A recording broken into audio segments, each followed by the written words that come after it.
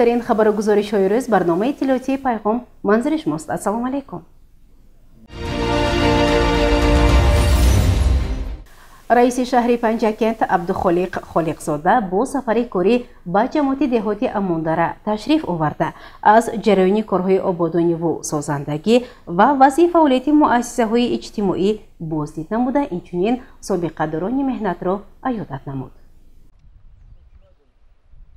мақомоти иҷроияи маҳаллии ҳокимияти давлатии шаҳри Панҷакент дар доираи дастуру супоришҳои сарвари давлат пешвои муаззами миллат муҳтарам Эмомалӣ Раҳмон барои ба гардиши кишоварзӣ ворид намудани заминҳои соҳили Зарафшон ва аз хатари обхезӣ эмин доштани заминҳои кишти соҳилӣ бо ҷалби соҳибкорон ва кишоварзон тадбирҳои амалӣ меандешад. раиси шаҳри Панҷакент Абдухолиқ Холиқзода зимни сафари корӣ ба ҷамоати деҳоти Амондара бо рафти корҳои соҳилмустаҳкамкунӣ ва садди муҳофизатӣ дар деҳаҳои сафобахш ва Майката шинос шуд.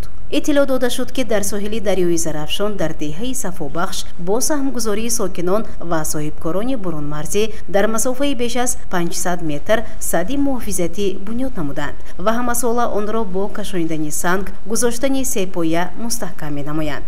ин имкон медиҳад ки беш аз 300 гектар заминҳои кишти соҳил ки асосан шолӣ кишт карда мешавад аз хатари обхезӣ эмин нигоҳ дошта шавад. дар деҳаи Майката низ корҳои соҳилбандии дарёи Зарафшон имрӯзҳо бо маром идома дошта. ҳамчунин сокинони ин деҳа ҳоло дар масофаи беш аз 300 метр аз чашма тавассути лӯлаҳо ба деҳа оби полезӣ меоранд. ёдовар мешавем ки хатти оби пешинро дар ин мавзеъ сел корношаям карда буд.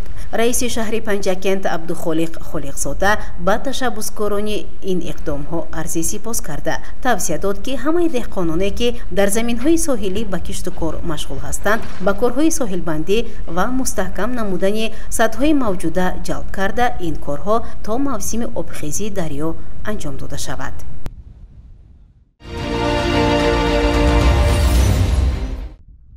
об неъмати бебаҳо буда онро покиза нигоҳ доштан вазифаи ҳар як шахс аст. инсон дар тамоми лаҳзаи ҳаёташ бо об зинда аст. мо шукргузорӣ аз он мекунем ки Тоҷикистони азиз дорои обҳои ширин табобатӣ мебошад.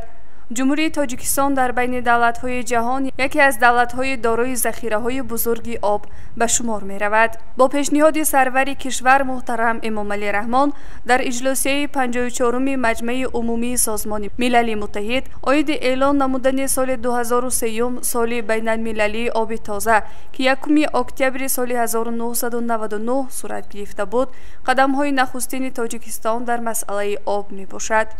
бо дастгирии мақомоти иҷроияи маҳаллии ҳокимияти давлатии шаҳри Панҷакент ва бо дастгирии соҳибкорону сокинон ба деҳаи хуҷағариби ҷамоати деҳоти Амондара ба масофаи беш аз 2 километр хатти оби нӯшокӣ кашида мешавад. тавре дар ҷараёни боздиди раиси шаҳр Абдухолиқ Холиқзода бо рафти васлу насби хатти оби нӯшокӣ иттилоъ дода шуд. бо ин мақсад дар соҳили дарёи Зарафшон чоҳи амудӣ канда аз он ҷо тавассути лӯлаҳо ба ҳавзи боло пӯшида об оварда пас он дар навбати дуюм то ба деҳа бурда мешавад.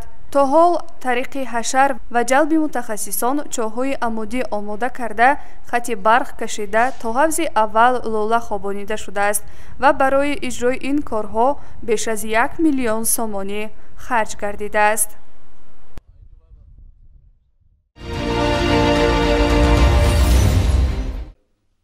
пилапарварӣ соҳаи сердаромади мамлакат буда дар бозори ҷаҳонӣ талабот ба он зиёд аст.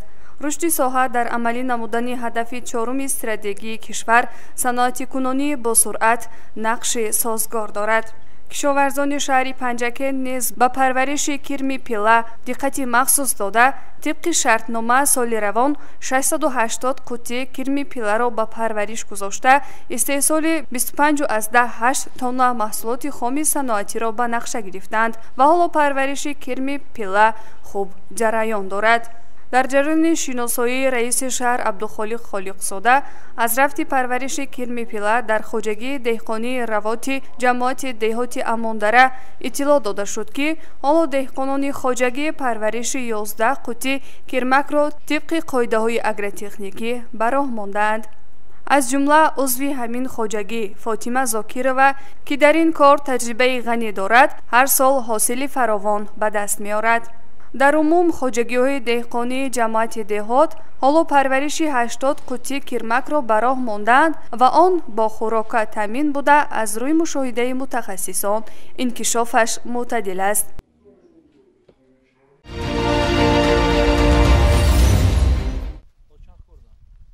کشاورزانی شهری بوسونیای پنجکند سالی روان طبق دورنامه در میدان نزدیک 4000 گکتار کارتوشکا و 1850 گکتار شولی کشت میکنند و امروز کشت این زراعتی مهم غذایی ادامه دارد. رئیس شهری پنجکند عبدالخالق خالقزاده ضمن سفر کاری با جماعت دهاتی اموندره با رفت کشت کارتوشکا و شولی شناس گردید. اطلاع داده شد که کشت شولی که در میدان 270 گکتار پیش بینی شده است در عرفه انجام یابی است و کشت کارتوشکا در همه خوجگی‌های دهقانی امروزها ادامه دارد و دهقانان سال جاری میدان آن را به نزدیک 300 گکتار رسانیدند. از جمله امروزها در خوجگی دهقانی چشمسار از 5 گکتاری پیش بینی شده در 4 گکتار کارتوشکا شنیدند و حشر کشت تا امروز ادامه دارد. در مجموع تا این مدت در خوجگی‌های دهقانی حدود جماعت دهاتی اموندره در زیاد از 100 گکتار کارتوشکا کشت کردند. رئیس شهری پنجکند عبدالخالق خالقزاده در صحبت با رهبریت جماعت دهات و خوجگی‌های دهقانی برای وسعت دادن کشت کارتوشکا و اجرا کردن نقشه پیش بینی شده دستور سپارش داد.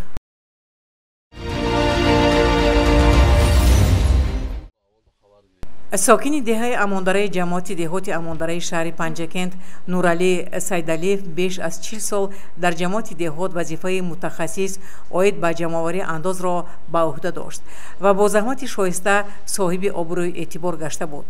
حالا او نفقه‌گیر است و در کارهای جمعیتی آبادی دهه مصلحت‌های سودمند می‌دهد.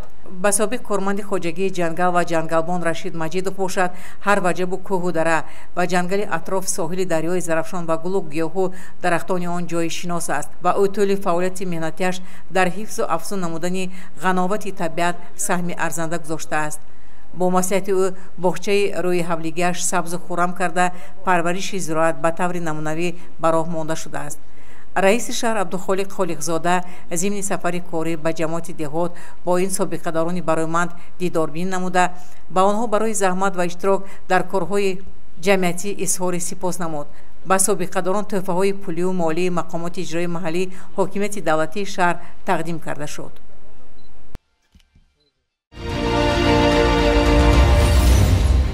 طبق دستور سفارش‌های اساسگذاری صلح و وحدت ملی پیشروی ملت پرزیدنت جمهوری تاجیکستان محترم امامعلی رحمون رئیس شهر پنجکند عبدالخالق خالقزاده یک چند نفر سابقه‌داران کسب و کاری گوناگون را عیادت نمود. رئیس شهر ضمن ملاقات صمیمی با سابقه‌داران دهه دشت قاضی اظهار داشت که کارنامه‌های آنها در صحیفه‌های طلایی تاریخ ثبت گردیده پیوسته غمخوری‌های دولت و حکومت نسبت چنین نفران فداکار عملی می‌گردد.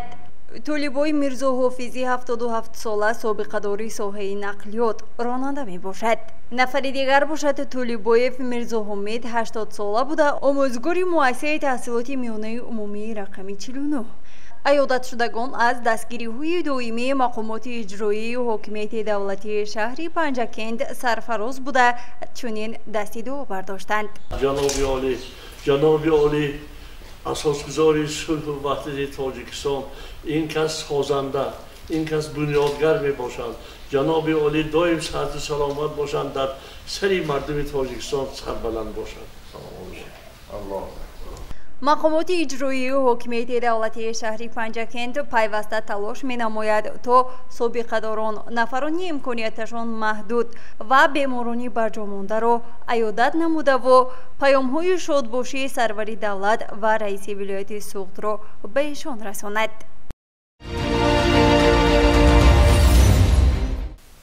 بخشیده به 84 سالگی شاعر زنده‌یاد استاد لایق شیرالی در تالار کوخ به نام استاد لایق محفل ادبی و فرهنگی برگزار گردید. من بعد همه زوال می آیم باز چون مرغ خجسته فال می آیم باز. اگر بعد 1000 سال یادم بکنید از بعد 1000 سال می آیم باز. امروز در شهر پنجکند همگان گرد آمدند تا جشن لایق را با هم پیشواز بگیرند و در این جشن با هم خوشی بکنند. با مناسبت 84مین سالگرد زادروز شاعر، محفل ادبی و فرهنگی با اشتراک دایره وسیع دوستداران کلامی بده و اشعار این شاعر شیرین کلام در تالار کاخ لایق شیرالی برگزار گردید.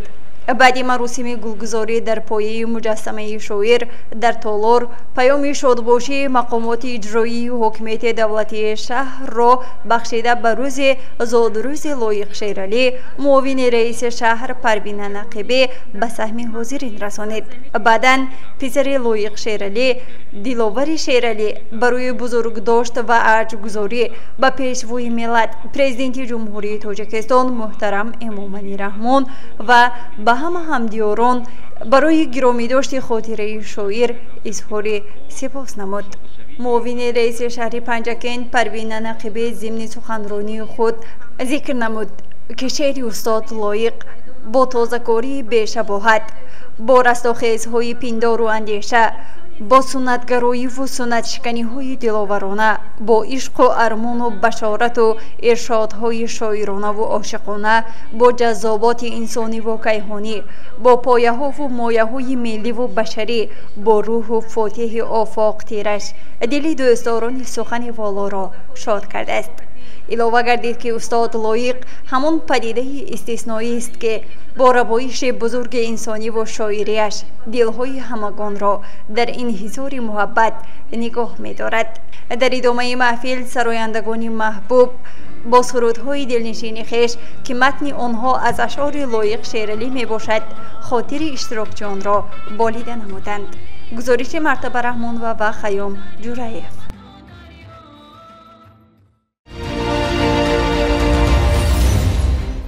ادامه این موضوع زادروز شاعری مردمی و فرزانه تاجیک استاد لایق شیرالی در دهه مزاری شهر پنجکند زادگاهی او با برگزاری چاره‌بینی فرهنگی و ادبی تجلیل گردید. متوجه باشید با ادامه این موضوع. در اساس نقش چاره‌بینی شعبه معرفی مقامات اجرایی محلی حکومت دولتی شهر پنجکند بهره گرامی داشت 84مین سالگرد استاد شعر عجم استاد لایق شیرالی در زادگاه شاعر دهه مزار شهر پنجکند همایش با اشتراک دایره وسیع خوانندگان برگزار گردید که در رفت آن کارمندان شعبه معرفی مقامات اجرایی محلی حکومت دولتی شهر پنجکند و اهل همدهگان استاد شرکت ورزیدند. امروز جشن استاد لایق است. خوانندگان و آموزگاران مؤسسه‌های تعلیمی جماعت دهات لایق شیرالی امروز جمع آمدند تا یادبود استاد لایق را بکنند، شعر او را بخوانند، ازبر میکنند و در حیات برای خود استفاده میبرند. زادروز استاد مبارک. در همایش خوانندگان از مؤسسه‌های تعلیمی منطقه از اشعار ناب شاعر زنده یاد استاد لایق شیرالی شعرها قرائت نمودند. من خواننده صنف نه ای مکتب 82 دهه بهار جماعت لایق شیرالی هستم. من شکرانه از آن میکنم که استاد لایق شیرالی در دهه خردکی که مزار که در آنجا زادگاه استاد میباشد و دنیا آمدند. ما شکرگزار از آن که استاد لایق شیرالی زندگی خود را در اینجا گذرانیده، در اینجا تمام اثرهای خود را ایجاد کرده است. استاد لایق شیرالی نام مزار شریف را به کل تاجیکستان، آدمان تاجیکستان شهرت به اندازه و بالای برداشته است. من خواننده مؤسسه تحصیلات میانه عمومی رقم 65 دهه گلستان با همراه گروه کمی از هم‌مکتبیانم امروز به اینجا تشریف آوردیم تا مولود استاد بزرگوار لایق شیرالی را با همراه همدهگانشان تجلیل نماییم. من افتخار از آن دارم که به زادگاه چنین استاد بزرگ قدم نهادم و در مولود ایشان شعر قرائت نمودم. شایان خید است خوانندگان بغیر از قرائت‌های شعر اینچنین از زندگی نامه استاد نمایشنامه‌های کوتاه پیشنهاد حاضرین گردانده خاطر اشتراکچیان را شاد نمودند. سال روان با فرمایش مدیر معارف مقامات اجرایی محلی حکومت دولتی شهر پنجکند مقصد الله عثمانزاده آزمون و چاره‌بینی ها در تمام مؤسسه‌های تعلیمی برای گرامی داشت اشعار استاد لایق شرعلی در سطح بلند گذرانیده شد. در شهر پنجکند سمیناری آموزشی برگزار گردید که در آن استفاده خدمت رسانی‌های الکترونیک کمیته اندوز از جمله برنامه موبیلی اندوزیمان با اندوزخورندگان معرفی کرده شد. در کاخ لایق شهر پنجکند سمیناری آموزش اوید به ترتیب استفاده برای خدمت رسانی‌های الکترونیک کمیته اندوز نزد حکومت جمهوری تاجیکستان از جمله خدمت رسانی موبیلی اندوزیمان برگزار گردید. در چاره‌بینی نمایندگان سطحی ولایتی مقامات اندوز شرکت ورزیده اشتراکچیان را با ترتیب و امکانیت‌های خدمت رسانی‌های الکترونیک اندوز شناس نمودند. با سخن افتتاحی جمالزاده ظاهرشاه سرمتخصص ریاست اندوز در ولایت سوخت برآمد نموده تاکید داشت که گزارش به نظام رقمی یکی از افضلیت‌های استراتژیک ساحه اندوز بوده در کاهش مانع‌های بیوروکراتی، شفافیت و ثمراناکی فعالیت صاحبکاران نقش کلیدی می‌بازد. سپس نظرزاده مرادجان سرمتخصص و رسولوف مختارجان متخصص پیشبر ریاست اندوز در ولایت سوخت وابسته به ترتیب ثبت نام در نظام اندوزیمان، اجرای عهده‌داری‌های اندوزی توسط تلفن‌های موبیلی و طرز پیشنهادی حسابات‌ها در شکل الکترونی معلوماتی مفصل پیشنهاد نمودند. همزمان بزرگ غیرت معاون سردار ناظرات اندوز در شهر پنجکند درباره وضع جاری و تجربه تطبیق خدمت رسانی‌های رقمی در سطح شهر معلومات داده ذکر کرد که اکثر اندوزسپارندگان محلی علاقه به نظام الکترونی حساباتدهی پیوسته‌اند. ضمن برگزاری سمینار اشتراکچیان از جمله صاحبکاران، محاسبان و شهروندان فعال سوال‌های خود را درباره روندهای به قیدگیری، دسترسی به پلتفرم، ترتیب پرداخت اندوزها و اهمیت اطلاعاتی مطرح نموده پاسخ‌های مفصل و روشن گرفتند. هدف اساسی برگزاری چنین چاره‌بینی‌ها بلند برداشتن سطح معرفت و دسترسی شهروندان به خدمت رسانی‌های دولتی در شکل الکترونی، اینچنین باز هم شفاف و ساده کردن روندهای اندازبندی و دستگیری صاحبکاری خردومیانه میباشد.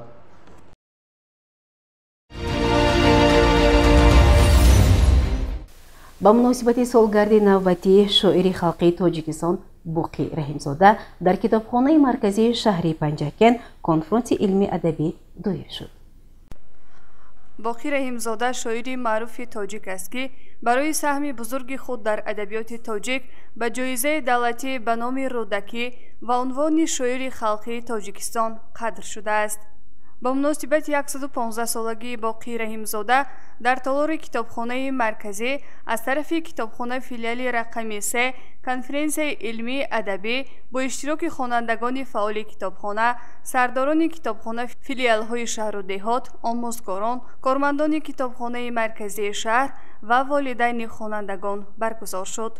در آغاز چاره‌بینی سردار کتابخانه فیلیال رقمی 3 میرزایی و سخنرانی نموده همه مهمانان و اشتراکچیان این چاره‌بینی را خوش آمدید گفت. او در سخنرانی خود قید نمود که باقی رحیمزاده یکی از سیماهای برجسته ادبیات معاصر تاجیک بوده با ایجادیات رنگینش در تربیت معنوی جامعه نقشی مهمی گذاشته است. از طرف خوانندگان فعال کتابخانه برنامه علمی ادبی، شعرها، صحنه‌ها، رقص و سرودهای جالب پیشکشی حاضرین گردانیده شد. دیلا ترانه‌ها سرا به وصف موسم بهار، بیا ساقیا قدح نواز مطرب آلوتار، نیگر به چشم عاشقی به طرف باغ و بستان، زی یک طرف جمال یار و یک طرف خروش کار، نیگر طبیعت مطیع و زیر حکم کارگر، کشیده لوحه ضربکه و دشت انگیار، گرفته لاوه جام را زی سرخوشی به تار سر، بناشه رقص کرده و سبا گرفته ستار، درخت و سبزه دمن زی گل نموده پیرهن، بسر نمود در چمن کشیده قد زی هر کنار. چون بخش سرزش خود از شوق سر کشیدم، شیپوری پشت خلقم باری دیگر کشیدم، هر قطره جبینش با شیر برکشیدم، آره به ریشته نزد نور و گوهر کشیدم، تا بخشم از برایش خلق بزرگوارم، بر چشم خاکی پایش چون تیام گذارم. روزی براری کارت این شعر توفه آرم، افسوس بهتر از این چیزی دیگر ندارم. بنما قبول از من خلق بزرگوارم، چون برگ سبز آن را بر تو همه سپارم. تو از من و من از تو دیگر سخن ندارم، بر چشم خاک پایت چون توتیا گذارم. عجب شهر دلارای دوشنبه، خیالم زیب دنیای دوشنبه. شدم سرسبز در آغوش مهرت، جدول در سینه ام جای دوشنبه. و گرده حلقه بسته کوهسارا، تو را گردیده حامی و نگهبان.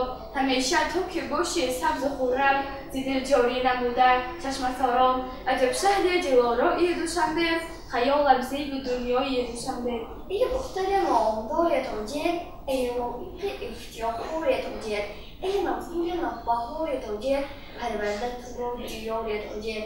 روزی که شونیت این دیاره، در جنگ دلیری و براره. گفتیم که آفرین مخورد، با دوزخرت همیشه یاره. در انجام چاره‌بینی کارمند کتابخانه مرکزی محمدی و پروینه بار دیگر همه اشتراکچیان را به این چاره‌بینی خوشامدید گفته جهت اشتراک آنها در چاره‌بینی مذکور منتداری خویش را اظهار نمود. گزارش شادانه همراه و شاه حسین صالحов.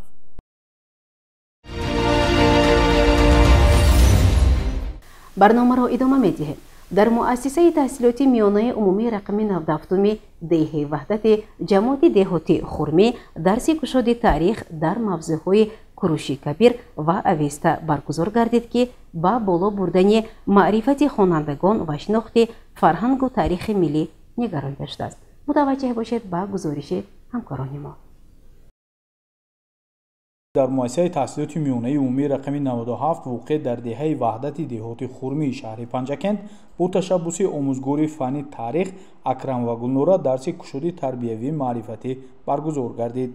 موضوع درس به دو بخش مهم تاریخی مردمی اوریای نژاد کروشی کبیر و اویستا بخشیده شده با اشتراک آموزگاران، خوانندگان و مهمانان صورت گرفت.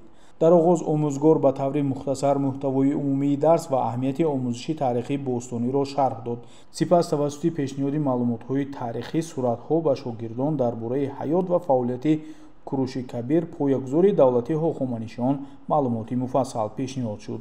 او همچون یکی از سیاستمدار عدالت‌پرور و پیشروی زمان خود معرفی گردیده با واسطه اعلامیه بشر همچون نخستین سند تاریخی حقوق انسان به جهانیان شناخته می‌شود. قسم دوم درس با اویستا یکی از قدیمترین آثار خطی مردم اوریای نژاد بخشیده شد. آموزگار تاکید کرد که این کتاب نه تنها اهمیت دینی و فرهنگی دارد بلکه منبع مهم آموزش زبان، تاریخ، معنویات و جهانبینی گذشتگان ما نیز به شمار می رود. شاگردان پارچه‌های از اواسط را قرائت کردند و در مورد مفهوم‌های اخلاقی، اجتماعی و فلسفی آن بحث و مناظره نمودند. درس با سوال و جواب و بررسی مضمون و پیام‌های اخلاقی موضوعها ادامه یافت. درس کشاد فضای نوی تعلیمی ایجاد کرده شوق و ذوق تاریخ دوستی خوانندگان را بیدار نمود. ماموریت مؤسسه و آموزگاران برگزاری چنین چاره‌بینی‌ها را مهم ارزیابی نموده قید کردند که آن با بلند برداشتن سطح معرفت، افتخار ملی و شناخت بیشتری تاریخ و فرهنگ ملت تاجیک مساعدت می‌نماید. در انجام از جانب رهبریت به آموزگار تشبسکار و خوانندگان فعال اظهار سپاس کرده شد.